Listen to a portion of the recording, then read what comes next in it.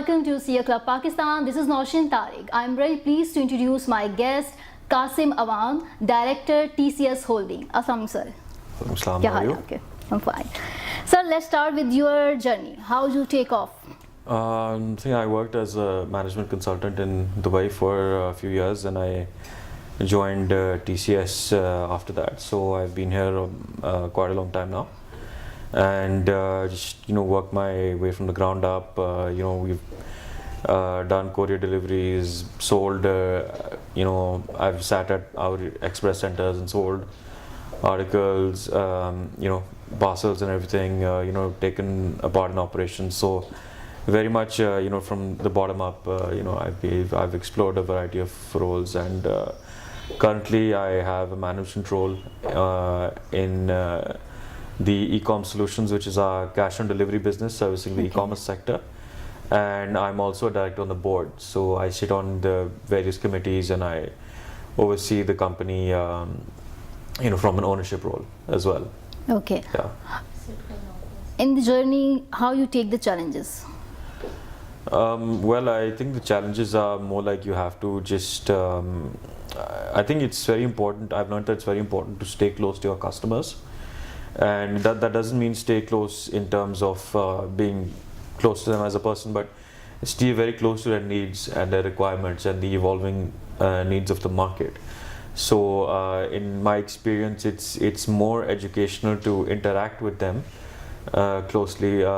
Going out with the sales force, paying a visit to our express centers, understanding what the evolving conditions are, and then coming up with the product development and product design accordingly. Because you learn, in my experience, I've learned more from being out in the field than being in the environments of a boardroom, right? Okay. So if you're out in the field, then you know what to say in the boardroom, and you know what to implement in the boardroom. If you are only in the boardroom, then you do run a risk of becoming stale in terms of your market knowledge. So I make sure that there's never really too big a gap between the time that I spend in my boardroom, the time that I'm out and about, talking to customers, understanding their needs, understanding their requirements, because that's how you know what to invest in. Okay. TCS business philosophy and core values. I think respect, profitability through efficiency, quality, performance, justice, trust, ethics. These are our core values. But if I was to sum up our corporate culture, it would be dynamism with integrity, right? Because we believe we're a very entrepreneurial organization. We like to foster that entrepreneurialism all the way across the organization.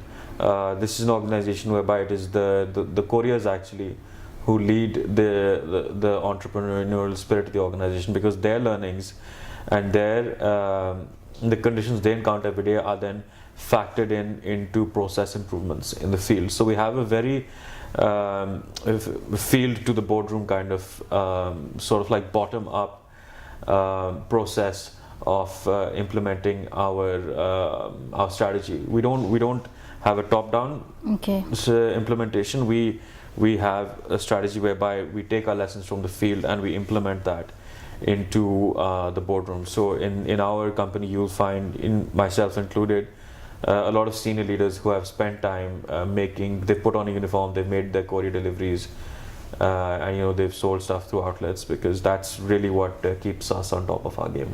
Okay. Yeah. Qasim, what are the key challenges and the opportunities in your sector? Well, I mean, obviously, there are two major sectors which in our economy, and we're at the center of it. One is e-commerce, and one is CPEC. So e-commerce wise, obviously, worldwide the letter volumes have been decreasing because of email. So as like the parcels volumes, it's the largest source of parcel volumes is e-commerce, and parcel volumes are now more than letter volumes because of the internet and everything. And CPEC, I do think that in short, yes, it is a game changer. Some of it will be positive positive, some of it will be negative. There might be some consequences of that which are not fully, positive for Pakistan. But I do think that along with a lot of state-owned Chinese companies, there will be other smaller Chinese entrepreneurs who come and set up over here. And I think what people are missing in the positive aspect of CPEC is that it is a chance for us to industrialize our country and strengthen our manufacturing sector based on the skills that and the knowledge and the technology that Chinese entrepreneurs will bring to Pakistan, right? Because, and this is I'm talking about independent of the big Chinese state-owned firms who plan on coming to Pakistan. This is just a migration of Chinese entrepreneurs, common Chinese business people over here who will not be operating on a large scale, but they'll still be operating over here because now they have tougher business conditions at home. So they might see Pakistan and the CPEC projects over here as a source as a good career opportunity for themselves. So I do think that if you look at their track record in some countries, and Africa, for example, they do have a situation whereby they generate local employment. Even if they have a lot of Chinese personnel working, there is local employment generated as well in certain parts of Africa, and it is hoped that, and it is expected actually, that similar conditions will be over here. So I see on balance, I see their involvement in Pakistan's economy as a positive. Because I do think that our manufacturing can be strengthened with the kind of capital and the skill set that they will And bring how do here. you see the current situation of economy of Pakistan?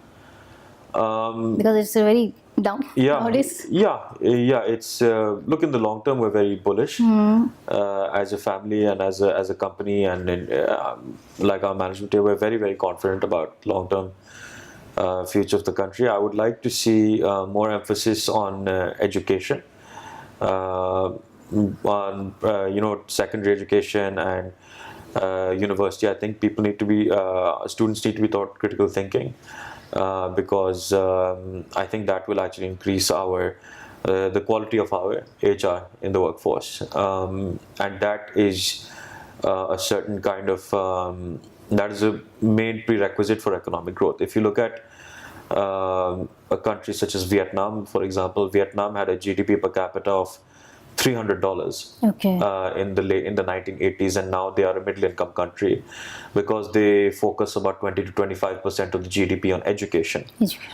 education. So and then on top of that, if you look at the economic vision of Abu Dhabi, there's a document known as Abu Dhabi Vision 2030. And they once again they focus a lot on educating the local population of Abu Dhabi. So whatever measures are taken, I would hope that the government puts education right at the center of it. And you're satisfied the government taking the initiatives toward the economic prosperity of the country? Look, I think that things are going to generalize, and on taxation system is... the tax system is encouraging. I mean, I think they're on the right track with regards to the taxation system. The informal economy is a slight challenge for entrepreneurs over here, because sometimes even if you have a client but they are unregistered, you can't work with them until they're properly registered, because then the tax authorities, want you to work with registered companies and everything. So they want every company to be registered. So, and that's understandable. They have that they're heading in the right direction with that. But documenting the informal economy is something that I think that will be the more it's brought into the formal system. I think that will be a positive. Yeah. Okay, where do you see your organization 5 years down the road? I think we can become part of the jugular vein of this country. I mean, whether you look at, so our organization is divided into two segments. One is the consumer side, which is servicing day-to-day, average Pakistanis through our express centers. And then there's our corporate side, which is how we serve big customers, in the private and the public sector. And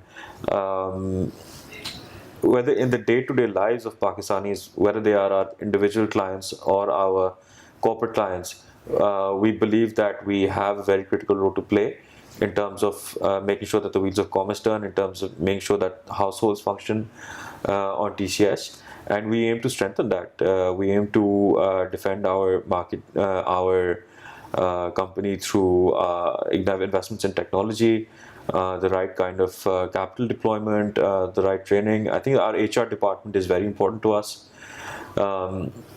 Because when people talk about professional management, it's not only the C-suite that we talk about. We talk about the rest of our senior management, the middle management, the couriers, the operation staff. So the two parts of HR which we really see as critical to our success in the future is talent acquisition and training and development. So this is how we plan on continuously strengthening our company. Qasim, you are directing the TCS Holdings, a big name. What is the leadership to you? I think leadership is someone who is consistent, who delivers on a day-to-day basis. So number one, your operating results have to be very strong. The company operations have to be very strong, and what follows as a consequence of that is that if your operating performance is strong, then your financial performance also tends to be strong. And operating and financial performance is one and two. And then thirdly, I would think that someone who is able to build an institution larger than himself or herself. Because if you build an institution, then it goes down after your departure, then I don't think that you qualify as good a leader, because that means that the results depend on your personality being there, right? If you look at the example of a football club, Manchester United, they had a very famous manager, Sir Alex Ferguson, and they were the best team in England in his time, but ever since he left, the performance has declined, right? So was he a really great leader? He was an outstanding leader during his tenure, but was he able to build an institution that outlived him or outlasted his tenure? I'm not sure about that. So it's very critical that people build something that lasts beyond their lifetime as well. Okay, because leader success largely depends upon its team. Yeah. What are three characteristics of winning team? Well, firstly is the technical competence, the quality of each team member in their respective area, their respective position, the ability of the leader of the team to gel them and make sure that they all play in a certain direction. And I do think that the man management of the leader in particular is very, very important, because sometimes in a high performing organization, your team is made up of sometimes they might be very high performers themselves, and then to manage their expectations, to manage their performance levels, to make sure that they're satisfied, that they see career growth can be a challenge for a CEO. So I do think it is as important as the technical skills of the CEO to make sure that man management is a critical component. And training, mentoring, coaching is important to you? Yeah, it's extremely important. I mean, you have to. They say that one leader is not someone you should lead by example as well, but one leader creates another leader. So I think that is something that is the mark of one's success. How you've been able to boost their confidence, their career growth, their productivity, and basically just ensure that when they go home every day, they have a smile on their face. I think that's something that Jack Ma also said, that don't look at whether a company is great because everyone has been to Harvard, everyone has been to Cambridge. See whether your employees go in and they work to their maximum ability every day. Jaan maar ke kaam karte hain, and then they go home with a big smile on their face. This is enjoying your career is very, very critical. So long as a leader does that, I think that they're doing something right. And how you manage your stress, anger?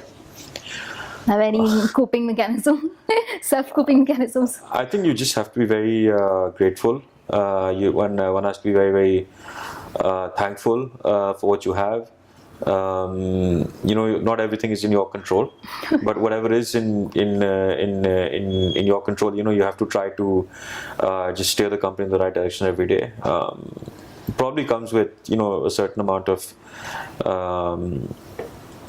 thankfulness about a certain position. Just appreciate. Don't take too much stress. Just appreciate the good things around you, even if that's not easily apparent, to outsiders. But appreciate the little good things around you, because life is. One should enjoy life. You should not be overly stressed out by the office. Yeah. Your favorite book? Game of Thrones. Game of Thrones. All of them. Yeah. Yeah.